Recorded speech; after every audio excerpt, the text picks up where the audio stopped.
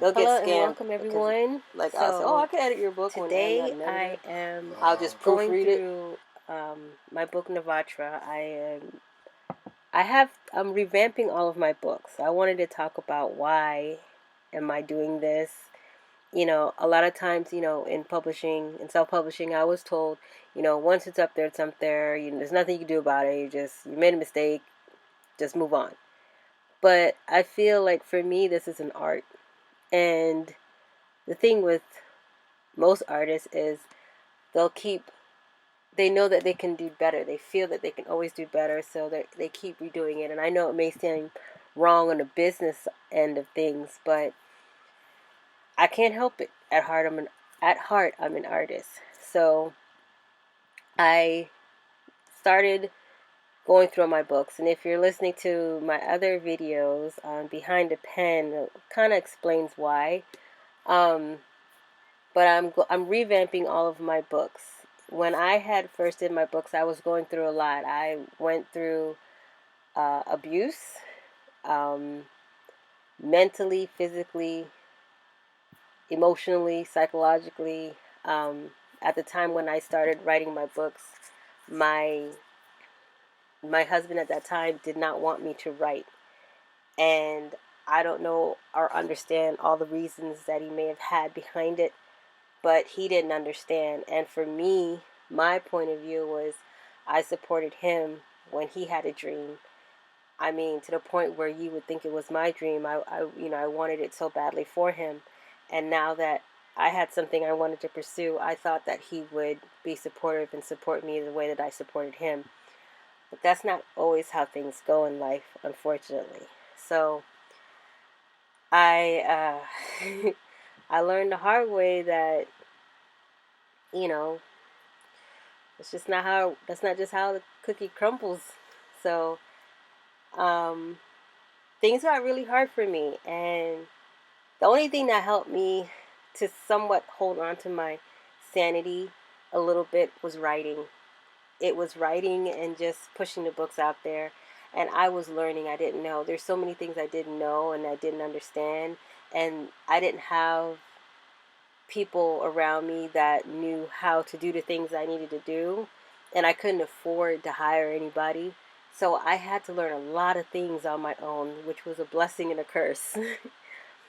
So now that I am in a better position, I can now look back and now take the time to really dive deep into my books and start to make the corrections and kind of perfect it. I came up with this new concept of formatting, and it's something that I want to implement in all my books. So that's what I will be going through in each of them, and bringing them up to that level where I think I'll be happy with. And then I'm done. Then I'm moving on. But at least now I have this strategy for each of my books, how I want them to look. So if you are a new author, or you're thinking about writing and publishing your book, then this is probably the channel for you. I'm going to be telling you everything that I did wrong, and as I correct them. I have no issues with us learning together, learning as we go, and understanding. I mean, maybe you see something that I did that you were thinking about doing, and you'll know, okay, no, I don't want to go that route. Or, okay, maybe if she did this better, or she did that, or she tweaked it this way, it might have worked out better. That's what this is all about. So I am here to help.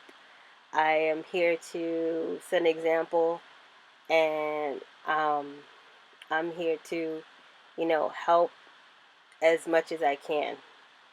So, as you saw right there, I was clearing out all those keywords, because those keywords, they were up there for a couple weeks, and I found that they weren't really working. And when you really think about it, I had a lot of the keyword passion in there. And this book, there are some passionate scenes, but my understanding of passion and what the general public understanding of passion was kind of different. So when you put passionate, it's more like erotica. So it's like a nice way of saying erotica. And I don't think that this book is at that level. It is passionate in a way as the characters are very, very, they're fascinating characters. So, I mean passionate as like how an artist might be passionate about their sculpture or a piece that they're working on.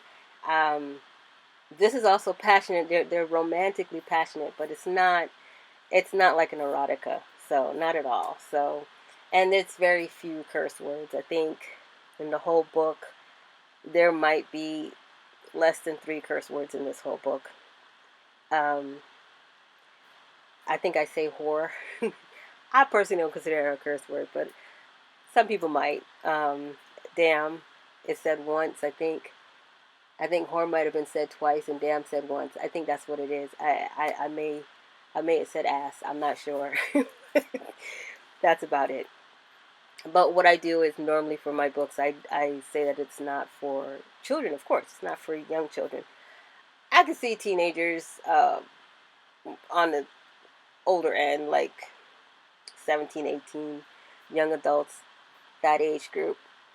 But other than that, it's mainly a sci-fi adventure.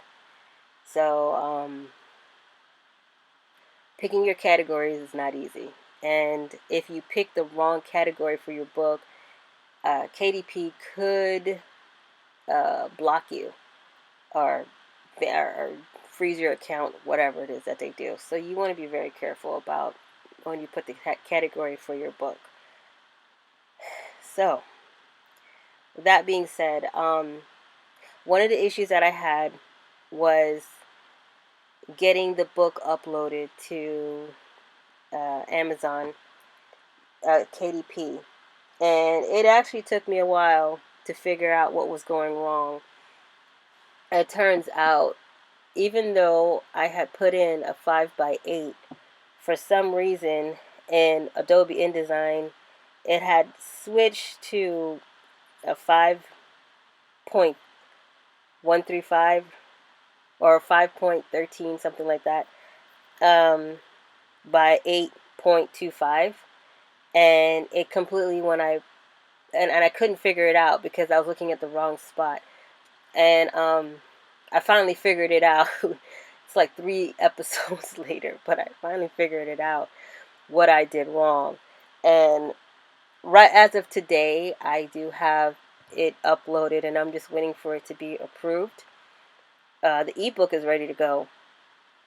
Now, originally with the ebook, the I had audio in the ebook, and I'll talk about that in a later video. But I ended up taking it out of the KDP ebook version because the problem is with their page, you know, how they scale how long it takes somebody to read your book. If someone takes my ebook and they click on the link to listen to the audio and not actually flip the pages, I could get penalized because what Amazon or KDP is going to think is that I paid somebody to just either flip pages through my book, or it's going to come out like they're just reading one page of each chapter, which is just weird. So they look at all that, and the reason was they're looking to see if you, the author, has paid anybody to get you views or to get you page turns so you can get, part of that money or whatever. So I didn't want that drama. It's just not worth it. Because KDP is difficult to work with, meaning if they shut down your account, it's not an easy task to get it back up. It takes a while. And if you finally, you work so hard to get things going and you've gotten into a flow and you're making money, for your account to all of a sudden just be shut down hurts you. So to avoid all that, I took out the audio. For people who want the audio with the book, it's going to be on another platform called Issue. And I'll talk about that later. I'm going to show all that later. But the audio I love the audio. So, and if you're wondering, like, well, why did you put the audio in like that? Why didn't you just, do an audible book? in ACX. So the reason why is because, well, one, I use an AI voice. And I know a lot of people are like, ew, they sound so robotic. These AI voices are actually pretty good. I had used Speechalo first, and I liked it, but you had to do a lot of tweaking. Um, and then I had came across Murph, and I fell in love with Murph because I found what they do is they take, like, I could submit my voice, and they can make an AI version of my voice, which is cool. I just don't want to do that. It's just kind of creepy. but but that's what they do. They'll have people who submit their voices, and then that becomes an AI voice. So there's a guy an AI voice that it's my favorite, and you will tell if you start listening to a lot of my different books. I think his name is Terrell. I like his voice. Later on in one of these episodes, I'll get to show you, or you can just listen to any of the. I think I have the first 3 chapters of Navatra uploaded on my YouTube channel, and you can go and listen. That's Terrell's voice, and I really like how his voice came out. You can still tell it's an AI, but it's not that bad. It's still. I don't know. I find it soothing to listen to an audiobook, just relax. Like, I feel like that's what books are supposed to do. Like, you're supposed to relax, but we live in a society where we're so bombarded with so many things. We're so busy, and when we finally do get time to like settle down, it's hard for our brain to just kind of like chill out. It's it's I don't know, that's how it is for me. Like, literally, I've turned one of my closets into a kind of like a closet slash office.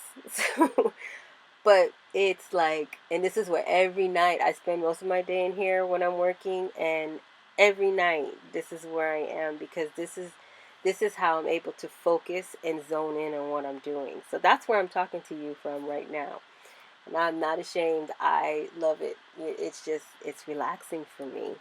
So I come in here early mornings when my family's still asleep, and I do my prayers, and then I get to work, and I get to brainstorm and think about what it is I need to do. What are the next things I need to do, and so forth.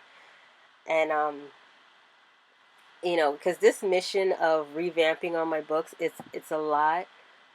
It's a lot of work, but what I didn't expect is that it would hit me emotionally, because the things that I were going through. So, like, even when I'm going through my books and I have to, you reread the stories, I have to um, check the editing and everything. Because with Navatra, I thought, and now I don't, I'm like questioning myself. I thought it was at least proofread. I thought I had all my books proofread, at least at a minimum, if not proofread and edited.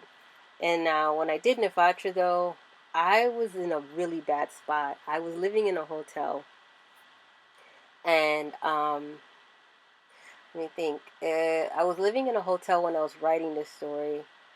I think I was either pregnant with my daughter, and it it was just it was just a really bad time. It was a really, really, really bad time, and so I can't. There's my because of what I was going through, the extreme stress of what I was going through, and writing was my mental escape. I think my mind has blocked out a lot of things. Like, there's things I don't remember. I don't have a good clear recollection of. So when I wrote Navatra, when I start to write, I go into like this world. So when I write Navatra, I'm in Navatra. I'm in that world. I'm with these characters. I'm feeling what these characters feel. And when you're that stressed out over things happening around you, it's like a break from reality, a much needed break from reality. And I can't explain to you how important that is when you're going through stuff like that.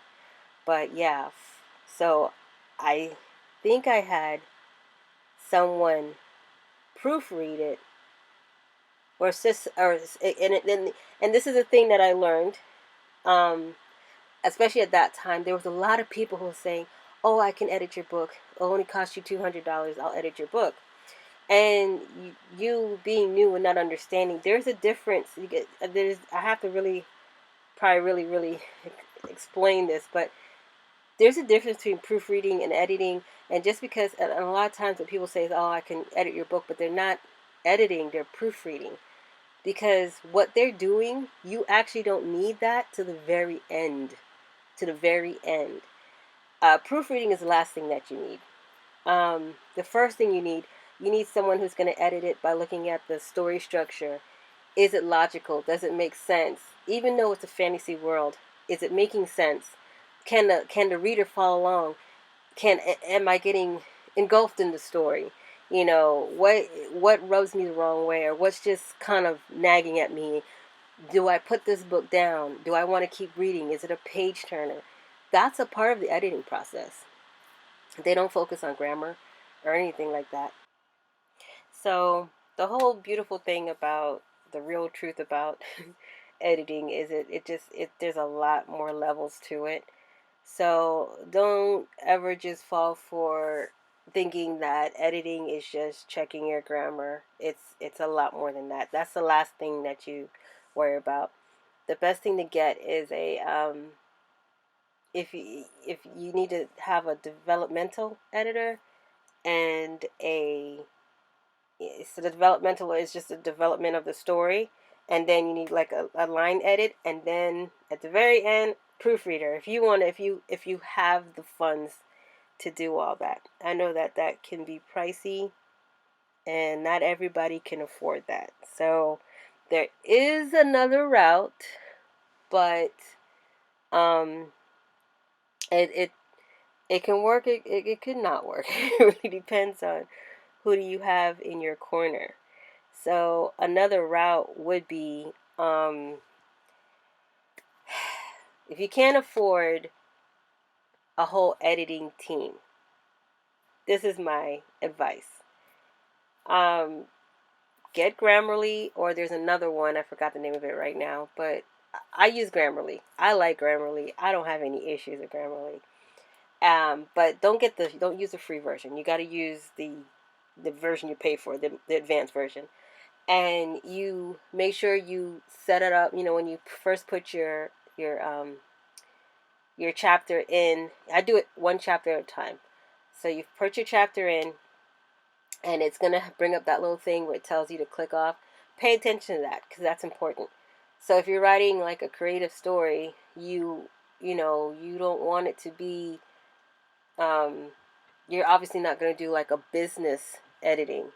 You're gonna do something more informal, uh, casual. You're going to be where it says tell a story, you're telling a story. You want creative, think like that. If you're doing a nonfiction and for a business, then you're going to do business and informational, blah blah blah blah blah. With reading, you also got to understand that on an average, it's better to have the reading where it's more of a easier for people to read. It's really sad, but we're living in a society that is not reading as much as they need to, as much as they should be. But unfortunately, that is our reality. So, come to the end of our video. Please like, share, and subscribe. And I will catch you on the next episode.